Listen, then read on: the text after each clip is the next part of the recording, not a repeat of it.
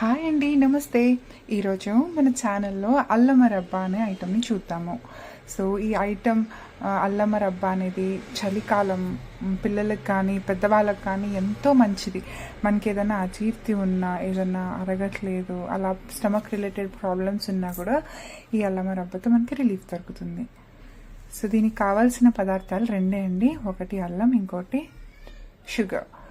So first అల్లంని నీట్గా చిక్కు తీసుకొని ముక్కలుగా కట్ చేసుకోవాలండి. చిన్న చిన్న ముక్కల్ని కట్ చేసుకుంటే మనకి గ్రైండింగ్కి బాగా అవుతుందన్నమాట. సో మనం ఎప్పుడైనా సరే దీన్ని గ్రైండ్ చేసుకునేటప్పుడు మనము అస్సలు వాటర్ అనేవి యాడ్ చేయకూడదండి. అందుకని బాగా గ్రైండ్ అవ్వడం కోసం మనం సన్న ముక్కలుగా కట్ చేసుకున్నాము. సో ఈ సన్న ముక్కలన్నింటినీ ఇప్పుడు చిన్న మిక్సీ జార్లోకి తీసుకొని దాన్ని నీట్గా వాటర్ వేయకుండా బ్లెండ్ చేద్దామండి. సో బాగా నీట్గా ఫైన్గా బ్లెండ్ అయినాక దాన్ని ఒక పక్కకు తీసుకొని పెట్టుకుందాము. సో ఇప్పుడు ఆ క్వాంటిటీకి ఎగ్జాక్ట్లీ 4 times మనం షుగర్ని యాడ్ చేసుకోవాలన్నమాట. సో ఆ షుగర్ని మనం ఒక బౌల్లో వేసుకొని కొంత వాటర్ని యాడ్ చేసేసుకోవాలి. సో కొంత వాటర్ యాడ్ చేసుకున్నాక అది బాగా కలపాలండి. సో దట్ షుగర్ సిరప్ అనేది కొద్దిగా బాగా పాకం టెస్ట్ చేసుకోవడానికి మనం వాటర్ టెస్ట్ చేస్తాము. సో ఫస్ట్ వేసి చూద్దాము. సో అంతగా రాలేదండి. సో బాగా ఉండగా వచ్చి మన చేతి నుంచి సపరేట్ అయిపోయి గ్లాస్ సౌండ్ రావాలి.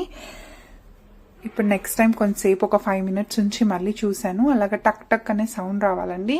ఇప్పుడు వెంటనే మనం తీసి పెట్టుకున్న ఆ అల్లం పేస్ట్ ఏదైతే ఉందో దాన్ని వేసి బాగా కలపాలి.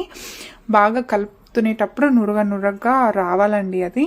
సో మనకి వైట్ నురగ ఎప్పుడైతే వస్తుందో అప్పుడు మన ఐటమ్ ప్రిపేర్ అయిపోతున్నట్టు. చూడండి, ఇలాగ వచ్చినప్పుడు ప్రిపేర్ అయింది.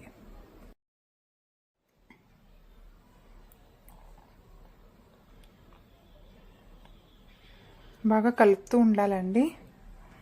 సన్న సన్న అల్లం ముక్కలు ఉన్నప్పటికీ చాలా బాగుంటుంది. మనం తినేటప్పుడు అల్లం టేస్ట్ కూడా అక్కడక్కడ కొంచెం ఎక్కువ తగిలితే చాలా బాగుంటుంది. ఇప్పుడు మనం ఏం చేయాలంటే ఒక నెయ్యిని ప్లేట్ బోర్లు ఇచ్చి ఆ బోర్లు ఇచ్చిన ప్లేట్కి నెయ్యిని కానీ ఆయిల్ని కానీ అప్లై చేయాలండి. నేనైతే నెయ్యిని అప్లై చేసేస్తున్నాను. సో ఇప్పుడు మనం చేసుకున్న ఏదైతే పేస్ట్ ఉందో దాన్ని మనం మొత్తం ప్లేట్ మీద వేసేయాలండి. ప్లేట్ మీద వేసేసి అలాగ వదిలేసేయాలి కొద్దిసేపు.